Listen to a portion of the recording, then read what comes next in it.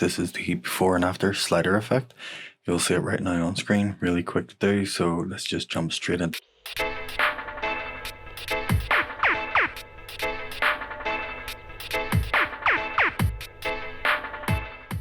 We've got two still images here. You can do this with clips or images, whatever, and you stack the two on the top.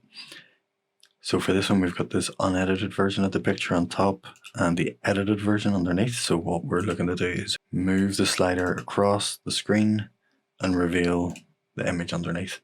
Move the slider across a little bit and up to effects and search for crop.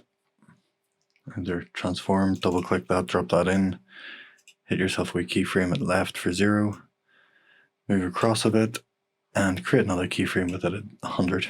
So if you scroll across like this, you'll see that's revealing underneath, and that's fine. You could walk away, leave that like that, that's fine, but let's be honest, we kind of want something a little bit nicer than that. So bring our playhead back to the start, click off and click on the rectangle tool.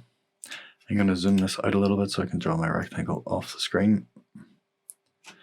Okay, essential graphics, in here change my color to white, hit OK. And I am going to position this. I'm going to zoom back in for this bit. Go to fit and position this just outside of the image itself. Okay, so that's there now. And we go back in here, we look at our first keyframe. So we go to that same position. On our rectangle, we want to apply transform. So distort transform, that's what we're looking for. Apply that, click on a keyframe for this position. And if we go back to our image with our crop effect, go to the final one, come in here, move your rectangle across to the final spot and round about there, and that'll automatically create a keyframe, so that's all good. And then the next thing we want to do is I'm going to zoom back out again so I can see the full bit and go down to opacity, click on the rectangle.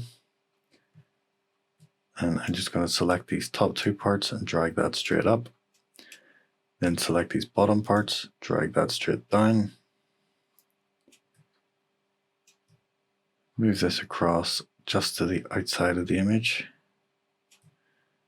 And select these two sides and move this side across just to the inside of the image. So we have that off inverted. As we scroll through, the rectangle will only be visible when it's in this frame. So let's just click right off everything, bring this back, hit play. We can see we've only got our rectangle showing as we're having the actual before and after effect going. If you want, you can apply text in here, do the exact same thing with the text. All you got to remember is just make sure that you have the crop effect on the original and stack it above the layer that you want to reveal. You can then obviously go in, and because we're using crop, we can go in here and we can add ease out and ease into these.